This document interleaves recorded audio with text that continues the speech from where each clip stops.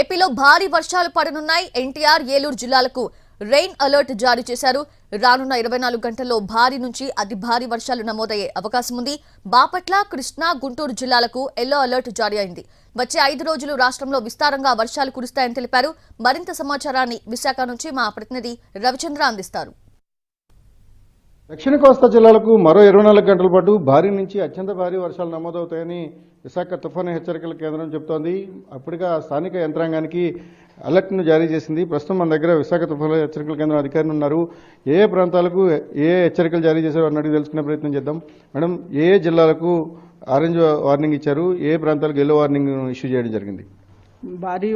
భారీ నుంచి అతి భారీ వర్షాలు ఏలూరు, ఎన్టీఆర్ డిస్ట్రిక్ట్స్కి ఇవ్వడం జరిగిందండి. హెవీ రెయిన్ ఫాల్స్ అంటే భారీ వర్షాలు బాపట్ల, కృష్ణా, గుంటూరు జిల్లాల్లో పడే అవకాశం 1-2 చోట్ల పడే అవకాశం ఉందని జిల్లా అధికారికి ఇన్ఫార్మ్ చేయడం జరిగింది. ఉపరితల ఆవర్తనం ఏ ప్రాంతంలో ఉంది, దాని ప్రభావం ఏ విధంగా ఉండే అవకాశం ఉంది? ఈ రోజుకి ఉపరితల ఆవర్తనం నార్త్ కోస్టల్ ఆంధ్రప్రదేశ్కు ఆనుకొని ఉన్న WCBలో విస్తరించింది. ఇది ఉపరితలానికి 5.8 కిలోమీటర్స్ ఎత్తు వరకు విస్తరించి ఉందండి. దాని ఇంపాక్ట్ ఎలా ఉంటుంది మేడం? దీని ప్రభావం వల్ల మొత్తం స్టేట్ అంతా, మన రాష్ట్రం అంతా వానలు పడే అవకాశం ఉంది. 1-2 చోట్ల భారీ వానలు కూడా పడతాయని ఇచ్చాము. దీంతో పాటు ఈదురుగాలు, థండర్స్టార్మ్స్, ఈదురుగాలు కూడా వీచే అవకాశం ఉంది.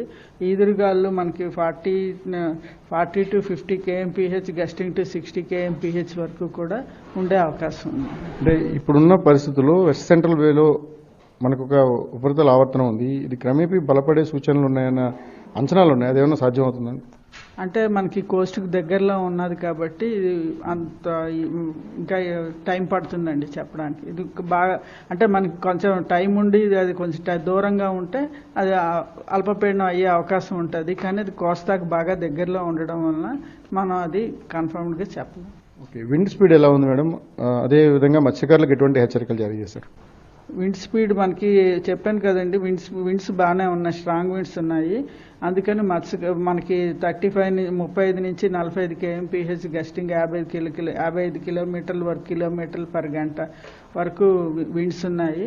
అందువలన ఏంటంటే మత్స్యకారులకి అప్రమత్తంగా ఉండమని జారీ చేయడం జరిగింది. ఇప్పుడు మారిన వాతావరణ పరిస్థితులు కావచ్చు, లేకపోతే ఇప్పుడున్న ఉపరితల ఆవర్తనం, ఇవన్నీ కూడా ఋతుపవనాలు పురోగమనానికి ఏమైనా సహకరిస్తాయనుకుంటున్నారు? ఋతుపవనాలు పురోగమనానికి ఇవన్నీ సహకరిస్తాయండి. ఇది కొంచెం బాగా ఇంటెన్సిఫై, కొంచెం స్ట్రాంగ్ అయితే మనకి ఋతుపవనాలు మళ్ళీ యాక్టివేట్ అయ్యే అవకాశం ఉంటుంది.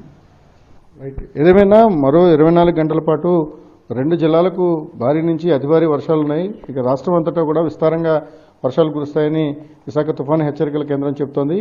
అదే సమయంలో ఉపరితల ఆవర్తనం ఏదైతే తీరానికి ఆనుకుని ఉందో ఇది బలపడే సూచనలు అయితే కనిపిస్తున్నాయి. బలపడితే మాత్రం అల్పపీడనంగా ఏర్పడుతుంది. అల్పపీడనంగా ఏర్పడిన తర్వాత మాత్రమే అధికారికంగా IMD ప్రకటించే అవకాశం ఉంది. Cameraman Sridatt, Ravichandran TV, Visakhapatnam.